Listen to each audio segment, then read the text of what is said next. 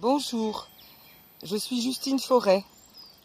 Je vous fais profiter d'une belle promenade en forêt et donc je vais vous lire la 3e histoire en pleine forêt pour vous faire plaisir de mon book Papa va me garder, Alex né sous X, l'enfant du déni.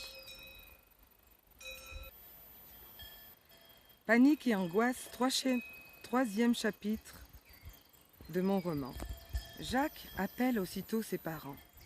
Maman, écoute, écoute. Ta voix est bien angoissée. Oui, oui, je vais te raconter. Mais qu'est-ce qui se passe? Raconte, je t'écoute. J'ai téléphoné à Estelle pour l'inviter. Une sortie moto. Elle me répond, je suis à l'hôpital. Ah bon? Est-ce que c'est grave? Elle vient d'accoucher d'un enfant. Elle me dit qu'elle a fait un déni. Elle était chez le médecin pour renouveler sa pilule et il lui dit qu'elle est enceinte de 9 mois. Je comprends tes angoisses de cette nouvelle incroyable. Je viens vous voir pour en discuter. Il est tard, mais viens, je te trouve trop stressée. Arrivé chez ses parents, Jacques parle très très fort. On voit que cette histoire l'affecte. Je pourrais être le père. Comment en être sûr? Son père répond. Compte 270 jours en arrière à partir de la date de naissance du bébé. Sa mère attrape un calendrier et ils comptent ensemble le nombre de jours. Dans la panique de cette affolante nouvelle, ils oublient un mois. Calme-toi, rassemble tes souvenirs. Vous avez vécu 2 mois ensemble. C'était quand? Il me semble que c'est à l'époque des cerises. Je vous en avais apporté de mon cerisier.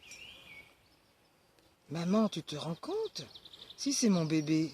J'avais mon bébé dans le dos quand je conduisais ma moto, avec Estelle derrière moi. Et toutes les sorties qu'on a fait en boîte sans se douter de rien. Tout ça me remue. Nous aussi. Pas de panique, on va réfléchir. Si c'est ton enfant, tu ne vas pas l'abandonner. Est-ce que je suis papa? Est-ce que je suis papa? Rappelle-toi l'histoire de ton père.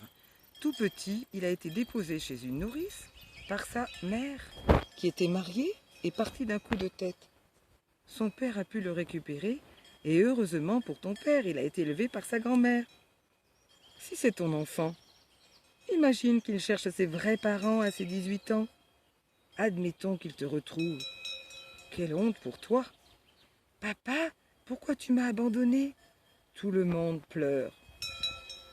Non, ce n'est pas possible, mais j'ai le sentiment que je suis le papa. Il recompte avec son père qui était resté le plus calme, bien que ça lui rappelle sa propre histoire. Ça a bien l'air de correspondre. Tout à l'heure, vous avez sauté un mois. Pour ce soir, on ne peut rien faire de plus. Tout de même, je n'aimerais pas que l'histoire se répète. On avait prisé cette fatalité. Oui, dit le père de Jack. À ma connaissance, cela fait déjà 3 générations que des enfants ont été élevés par leur grand-mère, grands-parents, y compris un orphelin de père à cause de la guerre. Si c'est ton enfant, tu ne vas pas l'abandonner. Imagine ton fils te retrouvant. Il pensera que tu n'étais qu'un lâche. Mais toi, à sa place, toi qui as une famille aimante, tu ne vas pas être égoïste? Nous allons t'aider. Souviens-toi, ton père a souffert de ne pas avoir eu de mère aimante. Et à cette époque, on ne disait pas la vérité. Et si, en tant qu'orphelin, il tombait sur une mauvaise famille, même si des couples stériles sont en désir d'enfant intense, il peut y avoir de la maltraitance. Avec nous, tu sais que ton enfant sera en sécurité. Oui, ça c'est vrai, vous m'avez donné beaucoup d'amour. Merci de m'écouter et de me comprendre. Dès demain matin, on se renseigne de ce qu'on peut faire. Au juste, on peut demander conseil à un avocat pour connaître tes droits à cause de l'accouchement sous X. Passe à la mairie. Pour avoir la liste des avocats, tu as droit à la première visite gratuite. On va t'aider. Rassure-toi.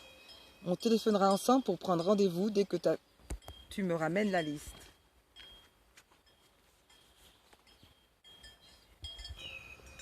je vous laisse du suspense, la suite la prochaine fois. À bientôt mes chers lecteurs et merci de vos pouces et merci de vos bons commentaires. À bientôt!